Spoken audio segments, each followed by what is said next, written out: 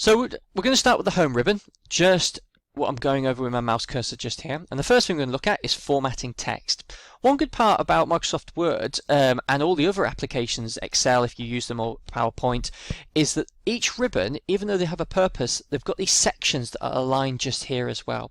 So the first one we're going to look at is the font one, which if people have previously used any word processing application, you know that the main feature is inserting text and formatting it for its different styles and looks as well.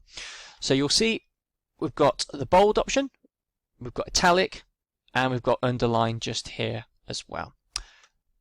We could also, if I use these here, ensure that we highlight any text before we apply it.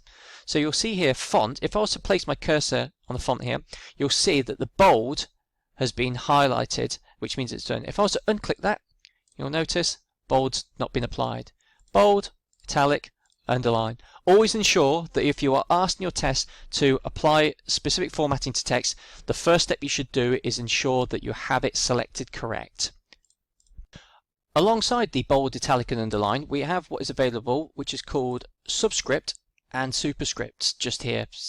So if you just notice where we've got one X and an X just over here, if we were to highlight the number 2, you'll see that superscript is applied to that text there, which allows the text to hang above other text that it's on the same sentence with. If we were to take it off, it makes it as normal text. If we were to apply subscript, or if we were to apply superscript, you can't have them both on, so when you click either, they will click away. So it's really good options just there as well. You can also change the size, select the text, you'll see you've got your size option just here. You can make it, or if you want a bit more controlled, you can go up using the options to the right hand side by increasing or decreasing. We can change our color. We've got our text font color just here. As you'll notice, I highlighted over the icon, and I can change the color to a color that I'm after as well. And then also we have text effects.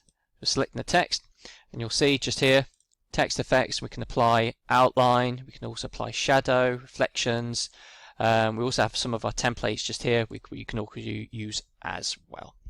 So a lot of good key features within the font group just around here.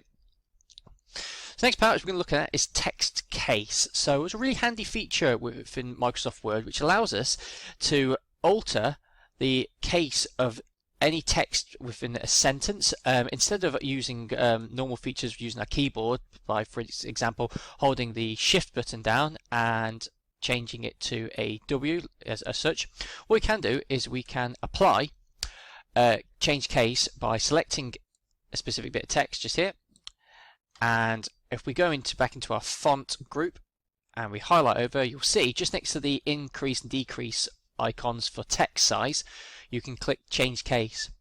And what we can do here is we've got sentence case, lowercase, uppercase, capitalize each word, and we can also toggle the case as well. So click sentence case, keep an eye on the capital S just here, and you'll see it creates a sentence case just there. If we select the one underneath, uppercase, and we click just there, and we click uppercase, you'll see it does go over the image, but you'll notice that all the text is in capital just there as well. So you see, and then finally you can capitalize each word, which puts a capital letter at the start of every word. Select my name, change case, capitalize each word, and there you'll see it applies there. Another feature within Microsoft Word is text borders. This allows us to put a square box around a specific text in your document. The position of the option is not in the font group this time, it's actually in the paragraph section just here. So if we go to here, and you'll see we've got borders, and we've got a drop down arrow, and it gives us the ability to put a borders or a right border, a left border, a top or a bottom, or others there. What we're going to do is we're going to really take control of the borders in the text. First thing we need to be aware of though is what we're going to be using. So if I just quickly create a brand new blank document just to show you on the canvas, I'm just going to type in a piece of text saying new document for demonstration. I'm going to select text, and I'm going to go to my borders, and I'm going to click borders and shading. The borders and shading option will open up. Be very aware though, and it has been seen a few times by individuals, to ensure that if it is a border for text, we're just having the border, we're just ignoring these ones here. So what we can do is we can apply a box around it, and you'll see the preview will show you what it will look like. Then what we can do is we can apply color and change the color just there. Good little feature in Microsoft Word, it's the same as what we discussed in the previous video, is that if you select an icon, before you select an icon and you hover over the icon, it will tell you what its purpose is. The colors palette in Microsoft Word also works the same way. So you may be in your test asked for a specific color to be applied to text or a border. What you can do is place your mouse cursor, pointer, over one of the colors, and it will tell you what it is. Blue accent 1, lighter 60. So we're going to click there, and then we can change the width as well. Keep in mind in your test what size of width that the question is asking your text border to be. I'm just going to make it a bit more, I guess, a bit more clearer to see, make it a bit 3-point. You also have available styles as well, and if it did ask you in the test to put a style on there, you can, and you'll see it changes as well. Click OK finally, and there we have it. You've got your border just there. If we select again, go back into borders and shading, and we're going to reapply, make it a 3-point, we can make it thicker as well. So it's a really good tool, and that is the position of where you go to do that there as well. Cut and paste, copy and paste, really good handy features using Microsoft Word. What it allows us to do is to take text really quickly and place it into memory and put it into another position. So the cut and paste, if we were to select this text just here, so we're always making sure we select, and you'll see we've got your cut, copy, paste. We can cut, and it will take it out of the document, it will place it into memory, and then we can place our cursor just here and then press paste, and there we are.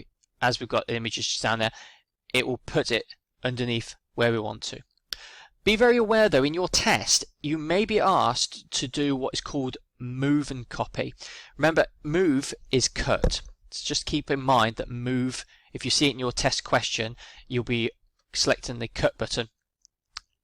As such, select, we're going to move by cutting, and then we're going to paste as required. Copy works in the same way. We're going to select, we're going to copy, we're going to place the cursor, and we're going to paste. So it keeps the original text, but it also does a copy, and we're positioning it where we need to. As stated previously with cut, which is move, keep in mind that your question may say duplicate text and place it into another position. When it means duplicate, it means copy as well. You also, by all means, even though you have the ribbon, you can also use your shortcut, so we can right click and we can also use our cut copy as well, but keep in mind to use the paste as well, or if you want to use your keyboard shortcuts, which we've got Control X for cut, Control C for a copy, and Control V for pasting as well. Next, we've got paragraph spacing. Really handy tool which allows us to change the distance between paragraphs on your document. So you'll see we've got a set of paragraphs as an example just there. We're going to use those for what we're going to demonstrate. In the paragraph section, just here, you'll see there's a lot of options. Some of these we're going to be talking about in a second, but you'll notice that there is a paragraph settings. This is a paragraph launcher, as we call it. What it does is it expands the section. You'll see them in other groups as well. Font's got it, clipboard's got it, paragraph, and you'll notice the styles. Editing, for example, doesn't. So what we can do is I'm going to select this paragraph just here. I'm going to select there. And this will allow us to do some spacing and indentation as well. There is a position in the ribbon, a tab ribbon layout that allows you to do some of these, but keep in mind that you want extra features because you may be asked to do a specific task in your test, and the best place to go to get the options, in fact it's the only place, is to go to paragraph and use your launcher just here as well, which is really good. So I have my text selected, and then what I'm going to do is I'm going to change the spacing after this paragraph. So you'll see here the spacing 0 point is the space between this paragraph just underneath here. So if I was to click to go quite large, 24, you'll notice there's a large space there. Click just here, let's do before, and you'll see it spaces it out as well. So you've got that there. You also have your indentation too. So if we go back in, select this paragraph, put these back to normal, and you'll see you've got your indentation just here, which will push, and it gives you a preview of what it will do just there. So if I really make this one quite large, the right hand side, you'll see it's a large space. You can also see from the ruler's point just there as well, which is really good. Control Z, good feature if you want to undo anything that you've previously done as well. So you've got your undo and your redo, you can use those as well. So really handy. Those are also very handy in terms of when you're doing your test, because if you're in your test you may make a mistake and you may want to take away what you've just previously done. There is no harm in you pressing your undo, typing, or if you want to redo what you've just done there as well. It's really good. Creating aligned and merging paragraphs. It's an area that does cause quite a bit of confusion and with a lot of individuals because of the wording merging. A lot of people think we're merging, it's regarding mail merge, which we're going to be discussing afterwards, but it's actually just combining two paragraphs together. What we do is we've got a paragraph here which ends in suite, and we've got another paragraph which is we would like to make reservations just there. What you want to do is you want to place your cursor just before it and press your backspace key, and it will merge the paragraph for you. Let's move this out of the way. Let's Control Z and do it. Or if it's the cursor is on the paragraph before, you can press your delete key, and once again, get that out of the way, it will merge them both together. You can just put a space just to ensure that there is consistency there. So you've got that really good key option, and it's a real straightforward because you will highly likely be asked that in your test to merge two paragraphs together. So just remember where your cursor is positioned depends. That if it's before, you would press your delete key, and if it's after, you would press your backspace, just dependent of where you've got them there as well. Okay.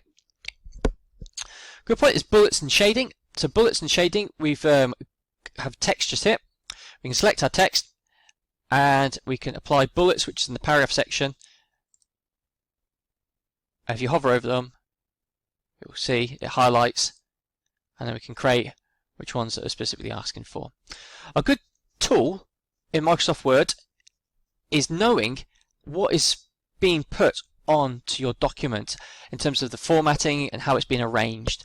A really handy tool is this option just here in paragraph, which is called Show and Hide. If we were to click Show and Hide, you'll see we have these marks here. These are called paragraph marks. For example, when we're typing in Microsoft Word, so for instance, there, today my name is Andy, you'll see it's a paragraph mark. If I press enter, it doesn't create a new sentence, it creates a new paragraph for us. So just remember that these are paragraph marks there.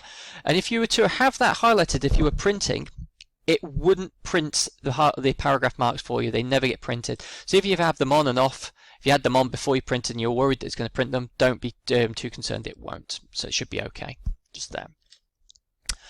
Next part we're going to do is a really good feature, which is the paragraph tab marks. So what it does is it allows us to space tabs in a document. For example, you see we've got all this text just here. We've got Abbey Garson, 12 Greenway Court, Shepperton. If I show you that there's a space just here between them, if I was to press the Show and Hide, you'll notice that there's a arrow just that point there. What that means is that we've clicked when we've moved the text is the tab key on your keyboard, just the left hand side. If I was to press space on my keyboard, you'll see we get dots.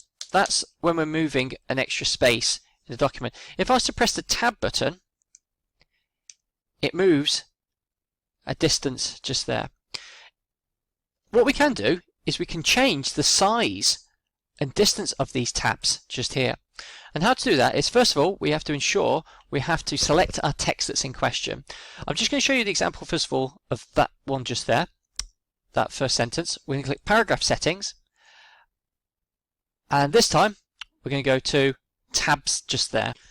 So now that Tabs is available to us, what we've got on the right hand side is for just a second is the default tab stop. So when you press the tab button on your keyboard, it will always move at 1.27 centimeters, which you can use and move if you want to. But what we wanted to do is we want to change this tab here, and this tab here to specific measurements. So the first one we're going to do is I'm going to do a left tab stop at 3 centimeters. And what that means, it's the distance from the left hand side going that way. So we're going to set it, and I'm going to do this one here, which is a center, which will go between. So I'm going to change that to 6 centimeters. I'm going to set it, and then finally that one there, I'm going to do that one quite large. I'm going to do that to a right, which is going to be 9. Actually, we do 9.5 centimeters. And then we click set. We click OK, and if you notice, just on your ruler just here, we've got a left tab, we have a center tab, so that's the center in between, and we've finally got a right hand tab which is at the end. So the center is in between that just there. If I was to undo what we've just done, we can get rid of the tabs. You can pull them down, or you can go back to your paragraph marker, paragraph group, expand it, go to your tabs, and then you can clear all of these and start again. So let's just go by OK, and I'm going to select all of them this time, select all the text. I'm going to go back to your tabs. I'm going to do 4 centimeters.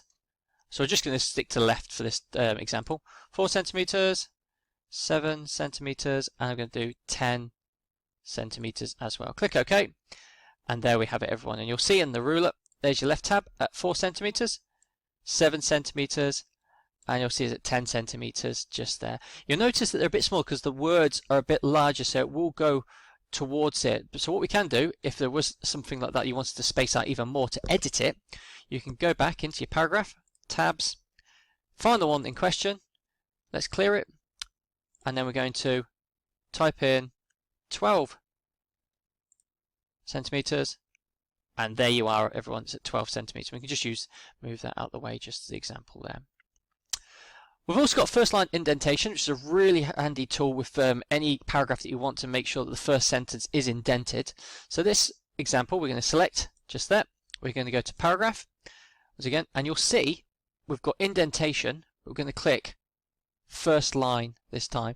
You may in your test be asked to do a first line indentation, but at a specific measurement as well. The default is 1.27, but we're going to change it to 1.5. So you'll see we want it to be around about this point just there. So click OK, and there you are. You actually have the 1.5 centimeter just done for that one, and that's always available on paragraph, indentation, and first line there as well. We've got alignment of paragraphs, really straightforward. This is available to you on the ribbon. So if we were to select the text, always the first thing we always do, we've got our align left, which is always default. We have our center, we have our right align, which pushes everything to the right margin, and we also have justify as well. You may in your test be asked to justify text in the document. A lot of people do get sometimes a bit confused. It's the option just here. What it does, it pushes your text to the left and right of the margins. So just to be aware, if you see justification in your question, your test, just remember that you're selecting the text, the paragraphs or the multiple of text in question, and you're just pressing the paragraph button just there as well. Another key option which is really handy for you, especially with big documents, is finding and replacing text in a document. So if we were to go to the right hand side of the ribbon, we've got find, click that, and on this part here, let's type in my name, Andy, and you'll see it's found 3 results. What you can do is you can click specifically where each one is. You may in your test be asked to find a bit of text and insert how many occurrences of that text happens, and you'll see it's results 1 of 3, so it's it's shown up 3 times there. You can also replace text, so if it's close the find navigation option, and we can go to replace just here, get back to our original position, and we go to replace. I'm going to find what, so it always keeps what you previously searched for in there. I'm going to delete that. I'm going to change that to Richard. Sorry, I'm going to find me, that's right, and we're going to replace it with Richard, and you're going to click replace all. So you can click replace all, and you'll see we have made 3 replacements. You wish to continue searching from the beginning, because you can do still, and then click OK. Good thing to keep on searching the whole document, because you must ensure that everything's been changed. So if in your test you're asked to change specific text, it's always replaced, and make sure your spelling is also accurate of what you're changing as well. Really important what you're searching for, because if you are searching for something that's spelled incorrectly, it's not going to find it, and it's going to say that there's been no changes there as well, which is really important. Get back down to just here. We also have a really good productivity tools, which are styles. So in the Home tab ribbon, we've got the styles option just here. This is really good because it allows us to apply several set formatting features in one. So you've got a whole host of these here, and they're all named. For instance, caption, heading 1, name, for example. If I was to select my name just here, just there, you'll see, if we were to expand it, it's name that's been selected, so that's got that formatting of that style already created. I'm just going to select over, and I'm just going to change it to strong, and you'll see it's completely changed it. So it's doing several steps of formatting all in one that's defined there as well. You can also click the styles launcher as well, and it will give you a load of additional styles that are being created as well. You've also got the options to create styles, but that is covered in the advanced WordPress, which we're not going to go through, but that is available to you if you were to create your launcher just there. But the big thing to be aware of is that if you don't see your style, if you are asked in your test to change the style of specific text, you can't see it, you want to ensure that you want to click the more button just here, and it will give you all that's available, and you should be able to find the one in question that you're needing just there. A really handy feature within Microsoft Word is the Format Painter. Now, for years I always used to create a document, and when I had like headings, for example, or if I had specific text that had formatting created, I would go down the whole document and make sure that I set a piece of text to all formatting, like the color, the size, italic, the format, the font type, for example, as well. What you can do is you can use the Format Painter, which is really handy. So you'll see here we've got Coventry University, which is in bold, italic, and the font color is a light blue. I want EC Building to have the same look as Coventry University. So instead of me going bold, italic, change the color, I'm going to select the text just here. You can select a little bit, or you can select it all, it doesn't really matter because they're the same. You're going to click the Format Painter, just one left click, and then you'll notice your cursor now has a paintbrush just to the left of it. We're going to hold our left mouse button at the beginning of the text, keep it held down, we're going to drag to the right, and we're going to release. And that's the Format Painter. The Format Painter copies the look, the formatting, and applies it to where you need it be. So once again, select your text that you want to copy, Format Painter, hold your left mouse button down on the text, get to the end, release it, and it does it there for you.